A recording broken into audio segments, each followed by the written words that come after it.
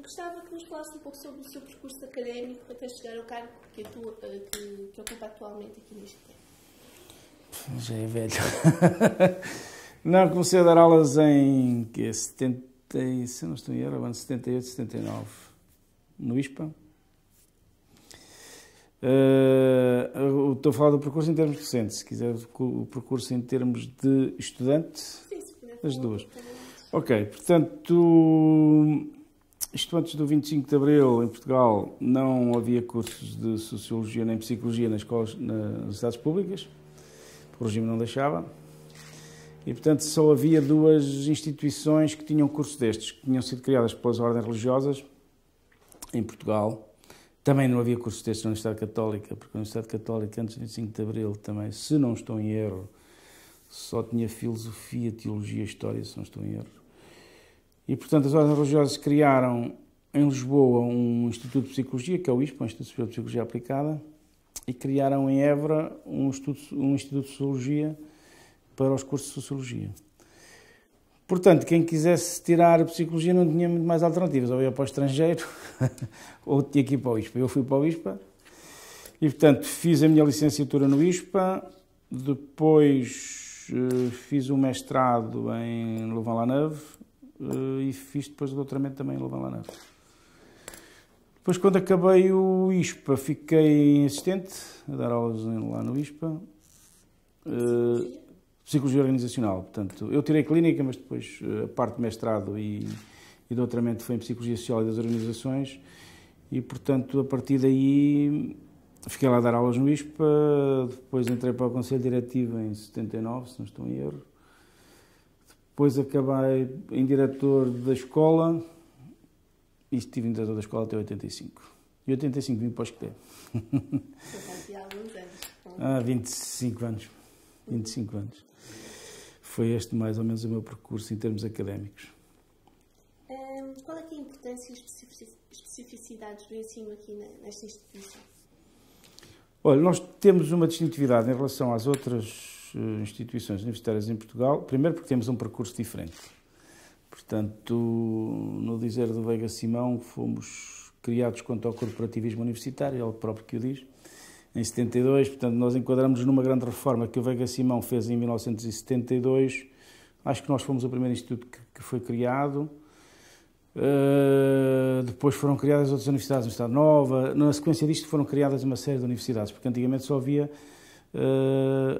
Coimbra, depois a República, em 1911, recriou as universidades de Lisboa e do Porto, portanto isto é tudo muito recente, e depois em 72 o Veiga Simão criou aqui o Esqueté, precisamente porque eu lhe estava a dizer anteriormente, não se chamou Sociologia, nada disso, mas chamou-se Ciências Sociais do Trabalho e da Empresa, porque os economistas também não gostavam da palavra gestão, e então isto era um país um bocado sugéneres. Portanto, isto ficou Estudo Superior de Ciências Sociais do Trabalho e da Empresa, porque as Ciências Sociais era a parte da Sociologia, a parte da gestão era o trabalho. Portanto, ficou, e da empresa ficou esta. Portanto, vindo desta especificidade, o que é que nós temos? A primeira especificidade, eu acho, é que somos uma universidade muito especializada. Portanto, as universidades têm imensas licenciaturas, nós temos um número reduzido de licenciaturas e temos basicamente só 3 áreas. Portanto, temos Ciências Sociais, temos Tecnologias e temos Gestão. No fundo, acho que uma das nossas especificidades é um bocado uma especialização maior do que existe nas outras universidades. Que no fundo, se quiser, é muito um modelo muito próximo, sem me querer comparar com o MIT, mas é muito próximo do MIT. Os tipos têm têm tecnologias, engenharias, têm ciências sociais e também têm gestão, com a Sloan. Os IIT indianos têm toda esta configuração, os institutos, o Indian Institute of Technology, a rede, têm todos gestão, ciências sociais e engenharias. E depois algumas altas escolas também têm, alguns colleges ingleses. Portanto, no fundo, se quiser, uma grande primeira diferenciação é uma diferenciação entre uma universidade, que, como o nome normalmente indica, tem uma universalidade dos saberes, e um instituto que é muito mais focado. Penso que é a grande distinção. A segunda distinção acho que é o peso do ensino pós-graduado no conjunto do ensino de licenciatura.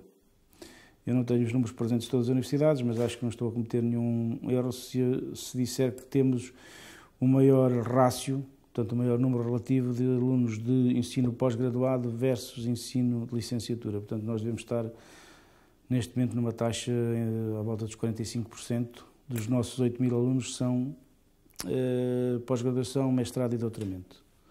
Esta é outra grande especificidade. Depois, uma outra que é muito da tradição da escola, é um ensino bastante ligado à sociedade e à transferência de conhecimentos para a sociedade, portanto, um ensino mais, se quiser, sem desprezar a parte teórica, mas um ensino bastante ligado e muito conectado às necessidades sociais e empresariais. Estava a dizer que 45% dos alunos estão em pós-graduações, mestrados e doutoramentos. Isto também tem a ver com a implementação do processo de Bolonha, que fez aumentar este número? Não, nós já anteriormente tínhamos, até ao contrário, nós tínhamos um rácio muito mais elevado ainda antes de Bolonha, face às outras universidades, em números absolutos, aumentou.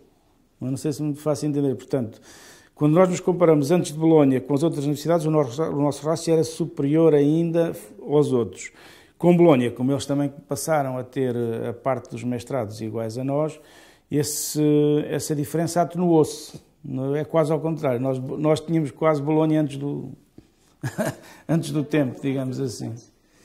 Quais são as mais-valias para os alunos para estudarem aqui? Olha, eu posso lhe responder, não sei muito bem, mas eu posso lhe responder pela taxa de empregabilidade. Portanto, nós nos nossos cursos base estão, por exemplo, a taxa de empregabilidade anda à volta dos 100%. Portanto, se a mais-valia é ter emprego mais rapidamente, acho que é uma vantagem. Nas tecnologias também anda na volta dos 100%. Mesmo nas ciências sociais, onde há mais falta de empregabilidade, os últimos dados que nós temos é 87%. Quais é que são, conseguem dizer, por exemplo, os 3 cursos que são mesmo?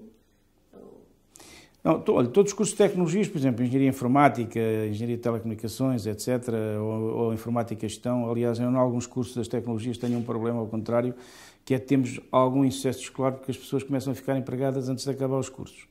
Aqui é ao contrário. Na gestão, particularmente nos melhores alunos, temos muitas situações, e são algumas dezenas por ano, em que as pessoas no último semestre já têm contrato com empresas com a condição de depois irem trabalhar para lá e, portanto, se não forem, têm que devolver o dinheiro. Isto estamos a falar de um núcleo seletivo dos melhores alunos, mas a média da procura de emprego na gestão não ultrapassa os 3 meses, em termos gerais.